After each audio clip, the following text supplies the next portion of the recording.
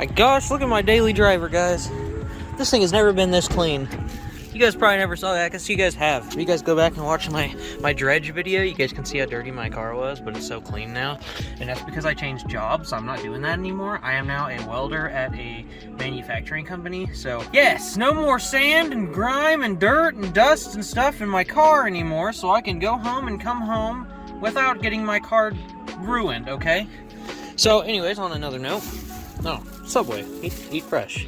Sweatshirt, keep warm. I went and bought some stuff, guys. So I bought some fittings, and you guys can probably see where this is going. I also had my shift knob fixed because, yeah, that was not a good time since I cut my hand up. You guys know where we're going with this already, since the shift knob gave that away. So in today's video, because you guys are probably going to see by the title, we are going to do some more things to the 240 to make it faster, more responsive, and better. So we have a race today, and just to see how things go, this might be a two-part video because we got to go out and drive the car, make sure it's going to go fast and do the things it's supposed to do, make sure the shift knob functions right and functions like well. And I got to set my duty cycles for my wastegate. I guess if you guys saw by the fittings, we are going to be adding my final lines for my wastegate to my boost controller, so I will be able to have a boost hold shut function to hold the gate shut to build boost faster, so that way it doesn't gradually ease open. So that will build boost way faster if I do that, and then I'll be able to turn it up. So I don't know how much I want to turn it up, but it just depending on what happens at the track, if everything goes well, an eighth of a second or an eighth mile, it does not last very long. So all she has to do is handle some abuse for, if everything goes well. You guys saw my fastest time, first pass with the car and the new setup and everything, which 6.66, that's totally not a good number. But I would like to really lower that number a lot. This car should be way faster than it was last year, which, you know, I raced the car with the 64-66 for the longest time, so I knew that car up and down, back and front. I knew exactly what it was going to do, how it was going to react, so I could run consistent numbers every single time. So I can't really complain about the number I ran right off the trailer, brand new setup and stuff. But what we are going to be doing today is same thing we got here. We got this hard line. We're going to be running another one right here, and it's going to be a hard line, and I'm going to be running them to my solenoid, which makes a lot of noise on the floor in there. You guys can see it's still got some wastegate lines hooked up to it. So we're going to be running some elbow push lock clamps to those, and I got some more line as well. So we're also going to be making sure my shift knob functions right. But let's jump into this, guys, because we got to go drive the car before we put it on the trailer and go race it. I don't want to try to race it without a functional shift knob, because that would just not work out that well. I'd have to build boost between shifts, and the 8th mile is not long enough for that. With that being said, let's do this.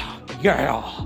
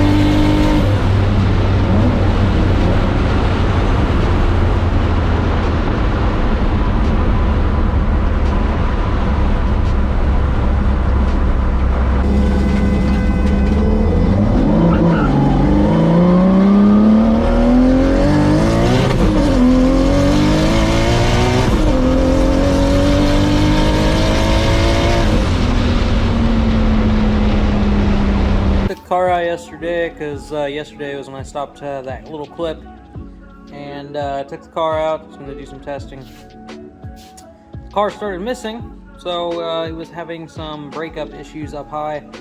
Swapped coils, no change. Cleared up my grounds, no change. Bought new plugs, no change. And changed my plug wires, and I think that was the issue, because that pulls that you just saw, it worked fine. So I actually went out like 40 times yesterday and did pulls on the highway to see if it fixed it, but I was so frustrated. And during that time, doing pulls on the highway, I broke the shift knob again. So the shift knob is now broken. And then during the same time, my speed sensor stopped working. So I do not have a speedometer. No more launch control, and no more no-lift shifting. That sucks, okay? I am going to be looking into getting something different for a shift knob. I think I can probably get a strain gauge to work. If not, I'm going to have the little section that's internally part of the micro switch knob that I have. I'm gonna have it made out of steel so that way it doesn't break again. And I have to get a new speed. I have to get a new speed sensor for my transmission. That way I can have launch control. Sadly, I can't go race without launch control. It just doesn't work.